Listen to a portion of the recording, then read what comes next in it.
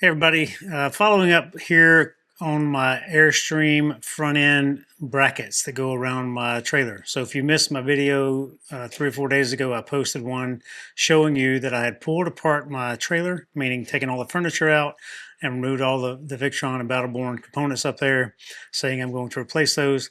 And just while I'm on that subject, yes, I'm replacing those, but I'm going back with another Victron, the Quattro. I pulled out the Multi Plus, and I'm going to use a slightly different battery system and a few other different changes in there. So all that'll be coming soon. Just stand by for that. But back to the front end brackets. So I noticed when pulling those, I pulled the front skin off inside the trailer, and the brackets, the holes in the bottom, they were perfectly lined up with holes in the floor on both sides.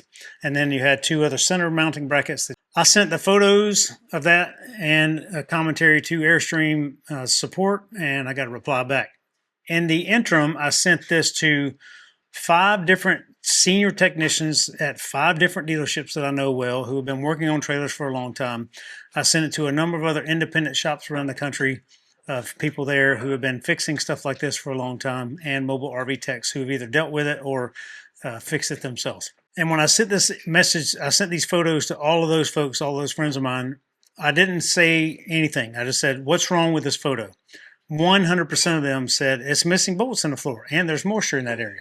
So I'm here to follow up on what Airstream service representative said to me. Airstream's official line is that they upgraded the side attachments where the side of those things attach from rivets, which is what I have, to self-tapping screws in April of 2023. So that helps explain the side attachment, but that still doesn't explain the floor. Then he made a comment about there are weep holes all across the C channel at various intervals. But my question was, why would you design a weep hole or weep holes that perfectly align up with these holes in this bracket? That really doesn't seem appropriate to me. The service representative also mentioned something about that allows a frame to flex. I don't fully understand that factor either. Anyway, at the end of the message, the Airstream representative in the message said if you don't have dimpling or cracking or buckling of the aluminum on the front, right at the bottom corners of your front storage locker, it's probably not an issue. So I wrote back, I sent photos of my current skin, exactly the condition it looks like, and it does have some dimpling there, and I have replaced the rivets in the corners on both sides of my trailer a couple of times. And I waited over the weekend and they wrote me back. And the representative said that the dimpling you have looks normal, nothing to be concerned about. If you see the rub rail pulling away from the skin or cracking or bending of the skin there, you should take it into a Airstream service center to have it checked out. Just so you're all aware, I've already scheduled and have been scheduled for months a trip out to Vinnie's in Sacramento again to get him to put in the bracket up front that he puts in. And if you've not seen my video on that, we go into way detail on his bracket and the evolution of the brackets that he's seen throughout the years from all the Airstreams that he's repaired. I still don't understand why there's holes in the floor that line up perfectly with those brackets and nothing in them. And I think that's a potential problem spot. So I'm going to get that remedied on my own. I'm out of warranty as of next month. I'll be out of my 3-year warranty.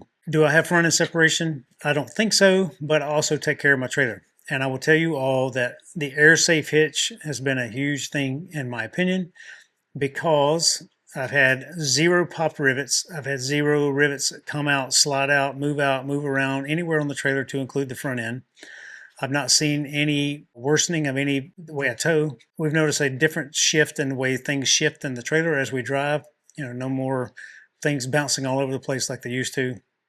But I have Centramatic wheel balancers. I run a lower tire pressure based on the weight that's on each tire. And I also have the AirSafe hitch. And I don't use any type of weight distribution system or anti-sway things that might put undue stress on the front of that trailer. So I can't tell you what you have on your specific trailer. I can't tell you what you should have on your specific trailer. All I can do is show you what I have and tell you what I do. So it's an education that you all need to educate yourself with, and that based on whatever type of tow vehicle you tow with and the hitches you like to use and the type and size trailer and weight of trailer you have and all the cargo you carry, all that stuff is a factor.